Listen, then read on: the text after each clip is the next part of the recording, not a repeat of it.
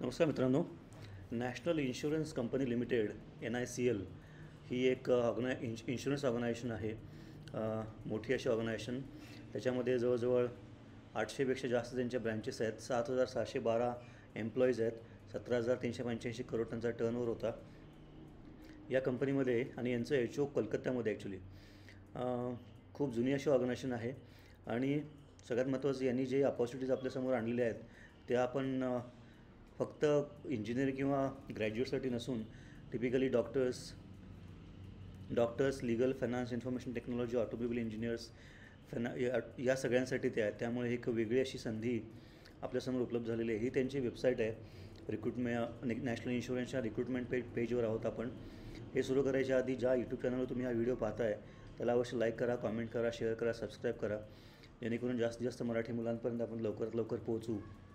कारण जॉबची संधी मिळणं, जॉबची माहिती मिळणं ही पहिली गोष्ट. आणि जी माहितीच नसेल तर आपण बाकीच्या काहीच गोष्टी करू शकत नाही. विशेषतः मुंबई पुणे जर सेंटर सोडले तर बाकीच्या मुलांना याच्याबद्दलची माहितीच मिळत नाही. त्यामुळे पुढची ॲप्लिकेशन, स्क्रुटनी, एक्झामिनेशन, सिलेक्शन या सगळ्या पुढच्या गोष्टी आहेत. त्यामुळे चॅनलला लाईक करा, कॉमेंट करा, शेअर करा, सबस्क्राईब करा. विशेषतः जरी एखादी संधी आपल्यासाठी लागू नसेल तरी पण आपल्या मित्रमंडळी, शेजारी पाजारी, मित्रपरिवार, ज्युनियर, सिनियर ज्या कोणाला याचा फायदा होऊ शकेल अशा सर्वांशी शेअर करा, जेणेकरून अशा संधी अशी माहिती त्यांच्यापर्यंत पोहोचेल.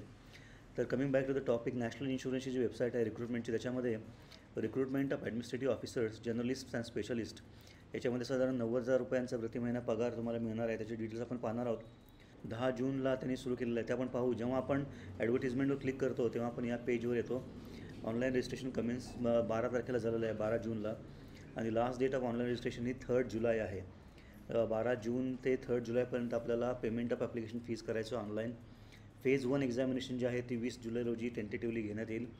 त्यानंतर या फेज 1च्या परफॉर्मन्सवर आधारित जी मुलं चांगला परफॉर्म करतील त्यांची फेज 2 एक्झामिनेशन ही 31 ऑगस्टला टेंटेटिव्हली घेण्यात येईल. त्यांची सिलेक्शन प्रोसेस आपण पाहणार आहोत, पण या डेट्स महत्त्वाच्या आहेत. म्हणजे थोडक्यात 3 जुलै 2025च्या आधी आपल्याला या शेवटच्या तारखेची वाट न पाहता लवकरात लवकर ॲप्लिकेशन सबमिट करायचं आहे. ॲप्लिकेशन कसं सबमिट करायचं ते पण आपण पाहणार आहोत. ज्या वॅकन्सीज आहेत त्याचे डिटेल्स त्यांनी दिलेले आहेत. डॉक्टर्स 10, लीगल डॉक्टर्स म्हणजे MBBS 10, legal 20, finance 20, information technology 20, automobile engineers 20, doctors MBBS बॅकलॉगवाले 4, फायनान्सवाला 1, automobile engineering 1, total 96. आणि जर्नलिस्टमध्ये 170 वॅकन्सीज आहेत. त्याच्यामध्ये अनरिझर्व्ड OBC, SC, ST, EWS out of which PWBD जे आहेत त्याचे पण डिटेल्स त्यांनी दिलेले आहेत. PWBD म्हणजे physical persons with benchmark disabilities, त्याचे डिटेल्स त्यांनी दिलेले आहेत.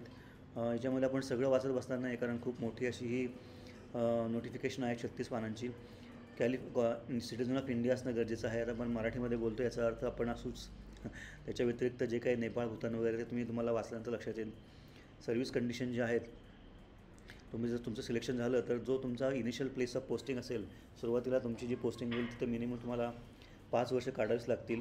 आणि ज्या स्पेसिफिक ऑफिसचं ज्या पदासाठी तुम्ही अर्ज केलेला आहे स्पेशलायझेशन, त्याच्यामध्ये कमीत कमी 10 वर्ष तुम्ही काढल्यानंतर तुमची स्पेशलायझेशन तुम्ही चेंज करू शकता. परंतु या 2 गोष्टी आहेत, म्हणजे जी प्लेस ज्या ठिकाणी आपली नेमणूक होईल ते पहिली 5 वर्ष आपल्याला चेंज करता येणार नाही. त्याचप्रकारे ज्या स्पेशलायझेशनमध्ये आपली नेमणूक होईल, मग ते डॉक्टर असेल, इलिगल असेल, जर्नलिस्ट असेल, ते पण 10 वर्ष कंप्लीट केल्यानंतर तुम्ही स्पेशलायझेशन किंवा चेंज करू शकता. हा महत्त्वाचा मुद्दा इकडे त्यांनी मेन केलेला आहे. प्रोबेशन तुमचं 12 महिन्याचं असेल.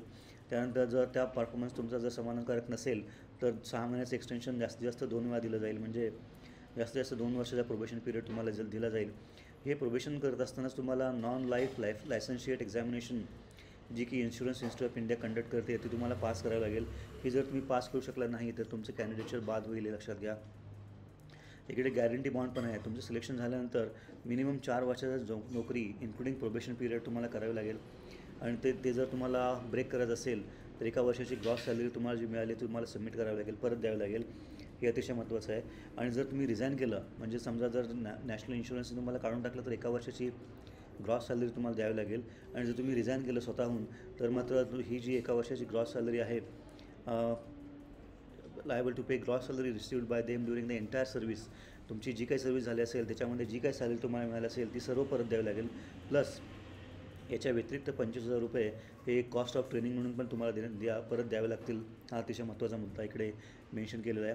तुमचा पगार हा 90,000 रुपये असेल, म्हणजे पे ग्रेड जी आहे तुमची 50,995-2500 अशा प्रकारची असेल. 90,000 रुपये per month in metropolitan centres. याच्या व्यतिरिक्त new pension scheme govern by PF, RDA, gratuity, LTS, medical benefits, group personal accident insurance वगैरे तुम्हाला मिळतील.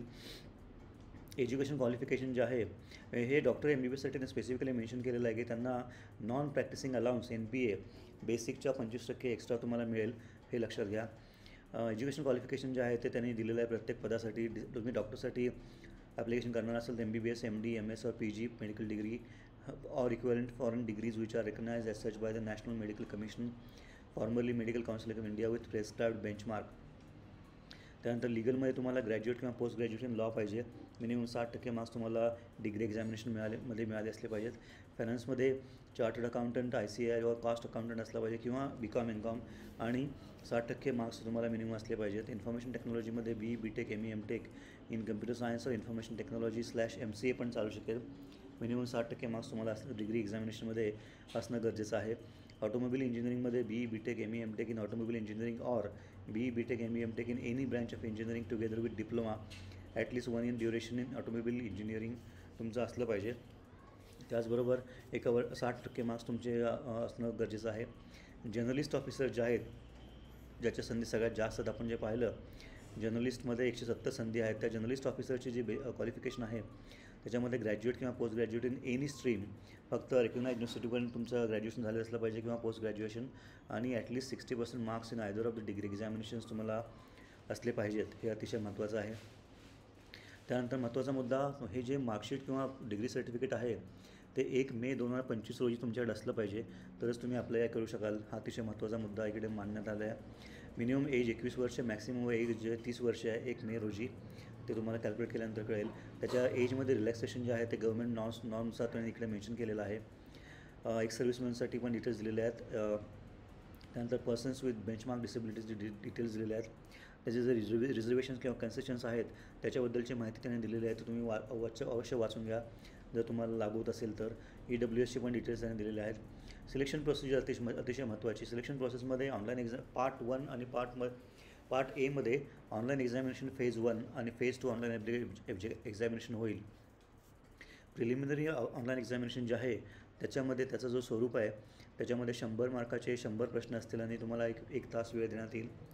इंग्लिश लँग्वेजचे 30 प्रश्न 30 मार्क्स 20 मिनिट. रिजनिंग अबिलिटीचे 35 प्रश्न 35 मार्क्स 20 मिनिट.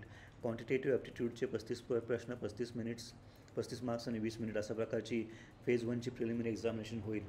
या फेज 1च्या प्रिलिमिनरी एक्झामिनेशनमध्ये जे मुलं चांगलं काम करतील त्यांचं सिलेक्शन मेन एक्झामिनेशनसाठी केलं जाईल. त्याच्यामध्ये एक अतिशय महत्त्वाची अट अशी आहे की कंपनी जर समजा 190 मुलांसाठी हे एक्झामिनेशन घेत असेल तर 190 × 15 अशी जी काही व्हॅल्यू येईल 1900 + 850 2750 मुलं ते सिलेक्ट करतील आणि ते 2750 मुलंच फक्त मेन एक्झामिनेशनसाठी क्वालिफाय ठरतील. त्यामुळे क्वालिफाईंग प्रिलिमिनरी एक्झामिनेशन ही स्क्रीनिंग प्रोसेस आहे. मेन एक्झामिनेशनमध्ये 250 मार्क्सचे असेल आणि त्याच्यामध्ये 250 प्रश्न तुम्हाला विचारले जातील. 3 तासाचा कालावधी तुम्हाला देण्यात येईल. त्याच्यामध्ये ऑब्जेक्टिव्ह टेस्ट आणि ऑब्जेक्टिव्ह टेस्ट आणि त्यानंतर डिस्क्रिप्टिव्ह टेस्ट पण असेल 30 मिनिटाची. या ऑब्जेक्टिव्ह टेस्टमध्ये 5 प्रकारचे मॉड्यूल्स आहेत. टेस्ट ऑफ रिझनिंग 50 प्रश्न 50 marks 40 minute. Test of English language 50 प्रश्न 50 marks 40 minute. Test of general awareness 50 प्रश्न 50 marks 30 minute. Test of computer knowledge 50 प्रश्न 50 marks 30 minute. Test of quantitative aptitude 50 प्रश्न 50 मार्क्स 40 मिनिट. अशा प्रकारचे 250 क्वेश्चन्स 250 प्रश्न असलेले 250 मार्क्स असलेले 250 प्रश्न तुम्हाला विचारले जातील 3 तासामध्ये 180 मिनिटामध्ये. आणि स्पेशलायझेशन जे असेल, तुम्ही जर्नलिस्टसाठी हे आपण आता पाहिलं, तुम्ही जर स्पेशलाइज म्हणजे डॉक्टर किंवा लिगल किंवा ऑटोमोबाईल इंजिनिअरिंगमध्ये जात असाल तर त्याच्यामध्ये थोडासा बदल करण्यात आलेला आहे. त्याच्यामध्ये reasoning, English language, general awareness, computer knowledge आणि क्वांटिटेटिव्ह ॲप्टिट्यूड व्यतिरिक्त स्पेशलिस्ट स्ट्रीममध्ये ॲडिशनल टेस्ट जी आहे ती तुमचं टेक्निकल अँड प्रोफेशनल नॉलेज त्या रिलेव्हंट डिसिप्लिनमध्ये जे काय आहे हे ॲसेस करण्यासाठी तुमचे 50 मार्काची परीक्षा होईल. 50 मिनिटांची होईल, 35 मिनिटांची होईल आणि 50 मार्कांची परीक्षा. म्हणजे टोटल इकडे पण 250 मार्क्स 250 क्वेश्चन्स आणि वेळ तेवढाच आहे. हे अतिशय महत्त्वाचं आहे. 70 120 145 चला 180 3 तासाचाच कालावधी तुम्हाला इकडे पण देण्यात आलेला आहे.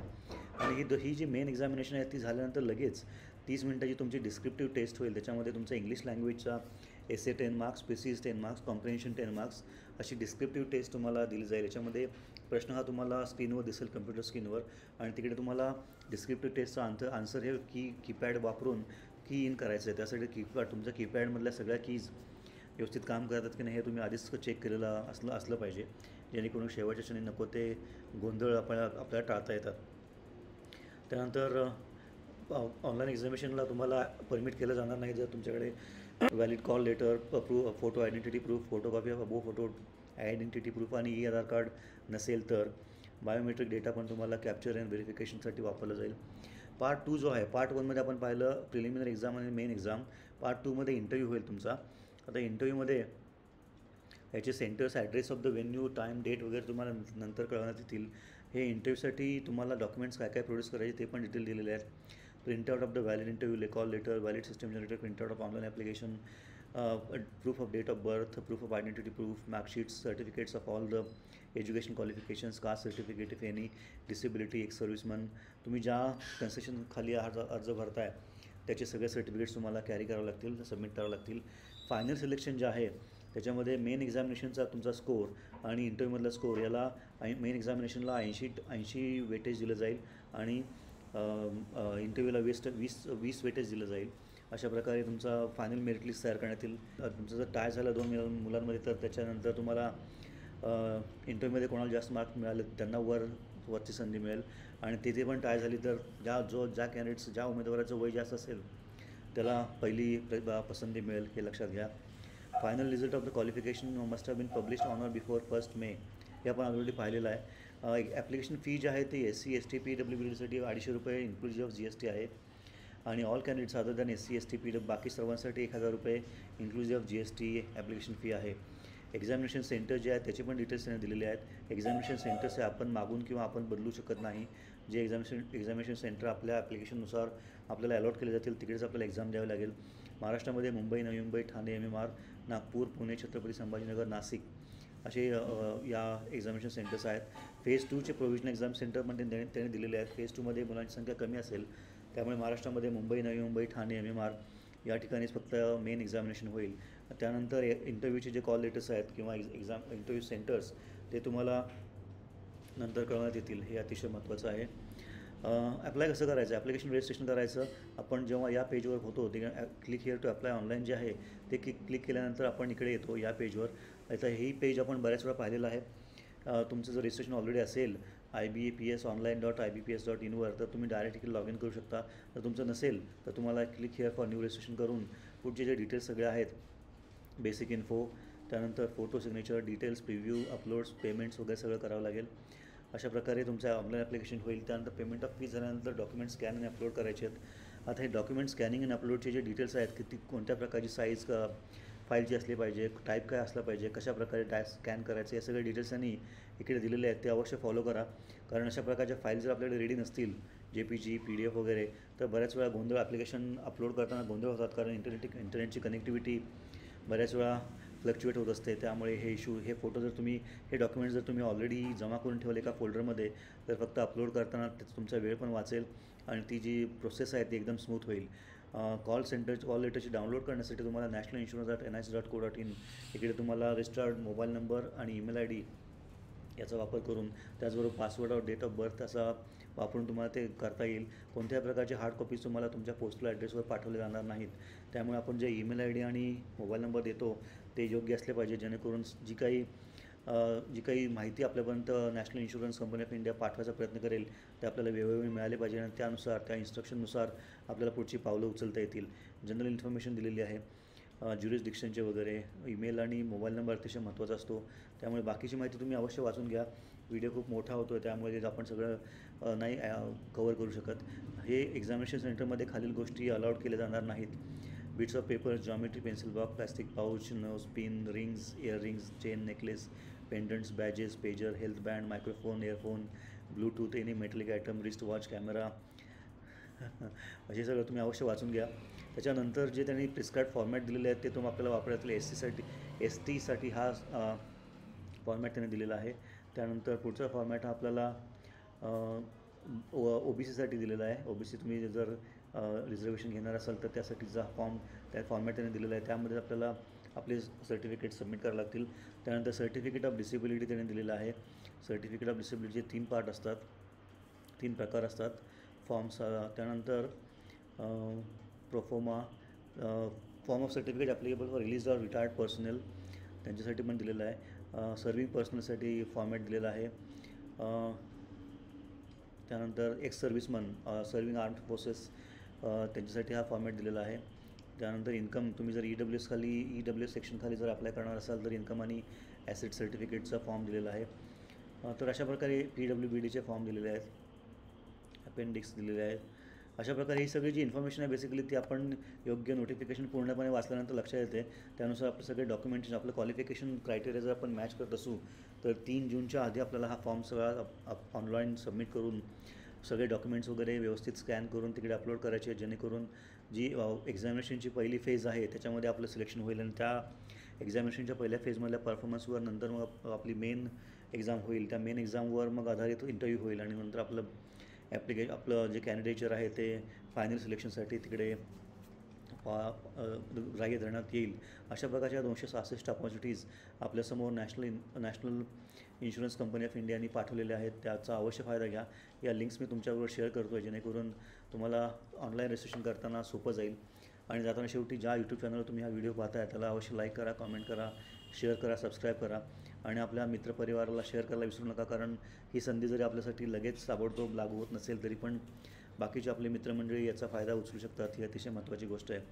आणि मराठीमध्ये हा व्हिडिओ करण्याचा मुख्य हेतू हेच आहे की अशा प्रकारची माहिती आपल्याला विशेषतः ग्रामीण भागातील मुलांपर्यंत लवकर पोहोचणं अतिशय गरजेचं आहे, असा माझा वैयक्तिक अनुभव आहे. त्यामुळे या संधीचा अवश्य फायदा घ्या. धन्यवाद.